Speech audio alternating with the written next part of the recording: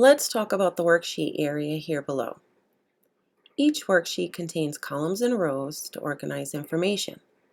Columns go up and down and are named with a letter. Rows are horizontal, and each is named with a number. Where each column and row meets, there is a box. In Excel, we call this a cell. Each cell is given a name, which is determined by which column and row intersect. This cell is named A1 because it's where column A and row 1 intersect. This cell is named C4 because it's where column C and row 4 intersect or meet together.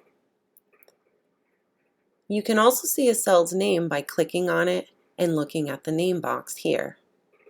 In cells, we put text, numbers, formulas, dates, and other types of information.